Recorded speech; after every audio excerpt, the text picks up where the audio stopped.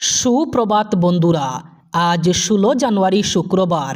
আজকের সকালের বিশেষ বিশেষ খবরগুলি হলো: ভোটার তালিকা থেকে বাতিল হবে হাজার হাজার অবৈধ মিয়া মুসলিমদের নাম। সন্দেহজনক লোকের নাম কাটার জন্য অসমের প্রকৃত মানুষ আমাকে ভোট দিয়েছেন। আবারও বিস্ফোরক মন্তব্য করলেন রাজ্যের মুখ্যমন্ত্রী ডক্টর হিমন্ত বিশ্ব শর্মা। তিনি জানিয়েছেন, ভোটার তালিকায় সংশোধনের মাধ্যমে রাজ্যে হাজার হাজার অবৈধ মিয়া মুসলিমদের নাম বাতিল করা হবে। এদিকে বিস্ফোরক মন্তব্য করেছে আমসু। তারা জানিয়েছে, এসআরএ কাটা যাবে না মুসলমানদের নাম। যারা যারা আগে এনআরসিতে আবেদন করেছেন তাদের সকলের নাম এসআরএ ভোটার তালিকায় থাকতে হবে। সংখ্যালঘুদের নাম কাটার জন্য ষড়যন্ত্র করা হচ্ছে। এভাবে নাম কাটা গেলে রাজ্যে বৃহত্তর আন্দোলন গড়ে তোলা হবে বলে হুমকি দিয়েছে আমসু। প্রধানমন্ত্রী কিষাণ সম্মান নিধি যোজনা অথবা পিএম কিষাণের হিতাধিকারীদের জন্য জরুরি নির্দেশ। আগামী ফেব্রুয়ারি মাসের প্রথম সপ্তাহে আসতে পারে পিএম কিষাণ যোজনার 22তম কিস্তির 2000 টাকা।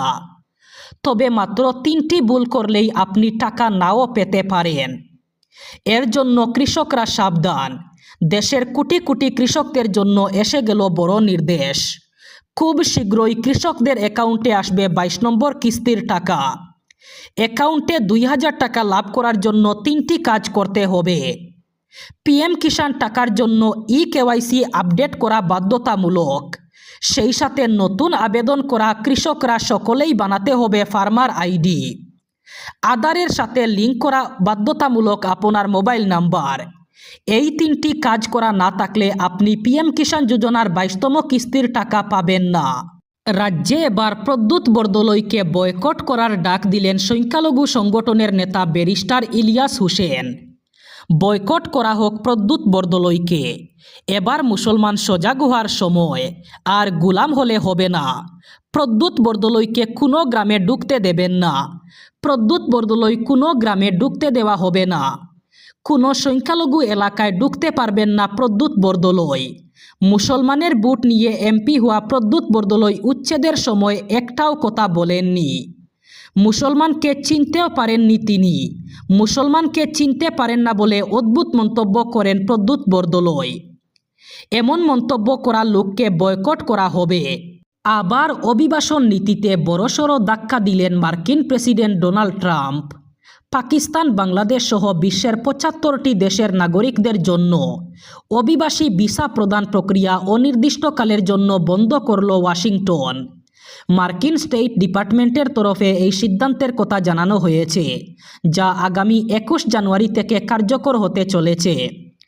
ট্রাম্পের নতুন এই নিষেধাজ্ঞার আওতায় রয়েছে Pakistan, Bangladesh, Somalia, Russia, Iran, Afghanistan, Brazil, Nigeria, Thailand, Iraq, মিশর এবং ইয়েমেনের মতো দেশগুলি। তবে এই তালিকায় নাম নেই ভারতের। মার্কিন স্টেট ডিপার্টমেন্ট জানিয়েছে, ভিসা স্ক্রিনিং অথবা যাচাইকরণ পদ্ধতি পুনর্বিবেচনা করার জন্য এই বিরতি নেওয়া হয়েছে। ভোগালী বিহুর আনন্দের মধ্যেই নেমে এলো শোকের ছায়া। বিহুর সময়ে শূকর বিক্রি করতে এসে প্রাণ হারালেন এক যুবক। টিওকের বামুনপুকুরি দিহিঙ্গিয়া গ্রামে সংঘটিত এক ভয়ঙ্কর সড়ক দুর্ঘটনায় 2 জনের মৃত্যু হয়েছে এবং আহত হয়েছেন আরও 3 জন। এই ঘটনায় গোটা এলাকায় তীব্র চাঞ্চল্যের সৃষ্টি হয়েছে। ইতিমধ্যে পুলিশ ঘটনাস্থলে পৌঁছে তদন্ত শুরু করেছে। মৃতদেহ উদ্ধার করে ময়নাতদন্তের জন্য পাঠানো হয়েছে এবং ঘটনার তদন্ত অব্যাহত রয়েছে। প্রাপ্ত তথ্য অনুযায়ী 14 জানুয়ারির ভোর রাতে প্রায় 3:30 নাগাদ এই মর্মান্তিক দুর্ঘটনা ঘটে। শূকর বিক্রির জন্য জায়গা পরিষ্কার করার সময় একটি স্করপিও গাড়ি নিয়ন্ত্রণ হারিয়ে কয়েকজনকে চাপা দেয়। আহতদের তৎক্ষণাৎ যোরহাট মেডিকেল কলেজ হাসপাতালে ভর্তি করা হলেও 2 জন যুবকের মৃত্যু হয়। মৃত যুবকরা হলেন অভিজিৎ ফুকন এবং অমৃত গগৈ। দোলাই শ্মশানঘাট সংলগ্ন জয়দনপুর রাস্তার মুখ থেকে হাত পা বাঁধা অবস্থায় উদ্ধার হওয়া যুবক সোনাবাড়ি ঘাট 2য় খণ্ডের বাসিন্দা শাহজান লস্কর। গত 10 জানুয়ারি বাড়ির সামনে থেকে অপহরণ করা হয় তাকে। এমন অভিযোগে তার মা রাঙ্গিরহারি পুলিশ ফাঁড়িতে এক এজাহার দাখিল করেন। 6 জনকে অভিযুক্ত করেন এফআইআরে। 4 দিন পর অর্থাৎ বুধবার সকালে শাহজানকে হাত পা বাঁধা অবস্থায় দোলাই এলাকায় পাওয়া যায়। এদিকে ঘটনাটি সাজানো বলে উল্লেখ করেন অভিযুক্তরা। তাদের ফাঁসাতে এই নাটকীয় ঘটনা সাজানের। ঘটনাটি নিয়ে এলাকার গ্রামরক্ষী বাহিনীর সম্পাদক আলিমুদ্দিন লস্করকে জানতে চাইলে তিনি বিস্তারিত তুলে ধরেন। তিনি বলেন, শাহজাহানের অটো নিয়ে অভিযুক্ত কালাম টিউবওয়েল কাজের স্থলে যাওয়া আসা করেন। মধ্যপ্রদেশের বেতুল জেলার বৈনসদেহী উপজেলায় এক ব্যক্তিগত উদ্যোগে গড়ে তোলা স্কুলের ভবন ভেঙে দেওয়ার ঘটনা ঘটেছে। আব্দুল নাইম নামের এক যুবক কয়েকদিন ধরেই তার গ্রামে ৫,০০০ বর্গফুট জমিতে একটি বেসরকারি শিক্ষা প্রতিষ্ঠান স্থাপন করেছিলেন। স্কুলের জন্য ইতিমধ্যে ২০ লাখ টাকা খরচ করে ভবন নির্মাণ শুরু হয়েছিল।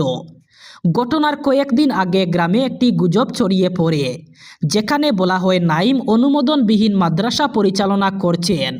তবে নাইম এই অভিযোগ পুরোপুরি খারিজ করেছেন। তিনি জানিয়েছেন, ভবন তখনও নির্মাণাধীন ছিল এবং কোনো শিক্ষণ কার্যক্রম শুরু হয়নি। গ্রাম পঞ্চায়েতে নাইমকে নোটিশ পাঠায়, দাবি করে যে নির্মাণটি অনুমোদনবিহীন। নাইম জানান, তিনি আগেই রাজ্যের স্কুল শিক্ষা দপ্তরে নার্সারি থেকে ৮ম শ্রেণী পর্যন্ত স্কুল চালুর অনুমতির জন্য ৩০ ডিসেম্বর আবেদন করেছিলেন এবং জমির সকল প্রয়োজনীয় কাগজপত্র জমা দিয়েছিলেন। কিন্তু পঞ্চায়েত কর্তৃপক্ষ আবেদন গ্রহণ না করে পরে আসার নির্দেশ দেন। এদিকে ১৩ জানুয়ারি স্থানীয় প্রশাসন জেলা সদর দপ্তরে কালেক্টরের সাথে সাক্ষাৎ করতে আসা গ্রামের প্রতিনিধিদের সামনে জেসিবি মেশিন নিয়ে এসে ভবনের অংশ এবং সামনের শেড ভেঙে দেওয়া হয়। উচ্ছেদ অভিযানের তদারকি করেন বৈনসদেহী সাব ডিভিশনাল ম্যাজিস্ট্রেট অজিত মারাবি। মাঘের দুর্গরায় দাঁড়িয়ে রাজ্যে আবারও শীতের আমেজ। কয়েকদিনের বিরতির পর আবার ঠান্ডা দাপট দেখাতে শুরু করবে। যদিও দক্ষিণের শীতের কিছুটা কম ছিল অনুভব, তবুও আবহাওয়া দপ্তর স্পষ্ট জানিয়েছে এখনই শীত বিদায় নিচ্ছে না, বরং মাঘ মাসের প্রথম সপ্তাহ পর্যন্ত ঠান্ডা বজায় থাকার সম্ভাবনাই বেশি। আবহাওয়া অফিসের পূর্বাভাস অনুযায়ী আগামী কয়েকদিন দক্ষিণ এবং উত্তরের একাধিক জেলায় ঘন কুয়াশা থাকবে ব্যাপক। বিশেষত উত্তরের বিভিন্ন এলাকায় দৃশ্যমানতা নেমে যেতে পারে ৫০ মিটার পর্যন্ত। সেক্ষেত্রে জারি করা হয়েছে সতর্কতা। দক্ষিণের রাজ্যগুলিতে তাপমাত্রায় বড় কোনো তারতম্য নেই। এবার শেষ খবর। বরখলা বিধানসভা কেন্দ্রের মাছিমপুর গ্রাম পঞ্চায়েতের অধীন কৃষ্ণনগর জল সরবরাহ প্রকল্পের পানীয় জল থেকে দীর্ঘদিন ধরে বঞ্চিত এলাকার মানুষ। সরকারের পক্ষ থেকে গড়ে গড়ে নল সংযোগ দেওয়া হলেও নিয়মিত জল সরবরাহে প্রকল্পটি কার্যত ব্যর্থ বলে অভিযোগ স্থানীয়দের। জানা গেছে, কৃষ্ণনগর জল সরবরাহ প্রকল্পটি শিলচর ডিভিশন 1-এর অধীন। বিদ্যুৎ মাশুল পরিশোধ না হওয়ায় বর্তমানে প্রকল্পটির জল সরবরাহ সম্পূর্ণ বন্ধ রয়েছে। ফলে প্রায় ১ সপ্তাহ ধরে গ্রাহকরা পানীয় জল পাচ্ছেন না।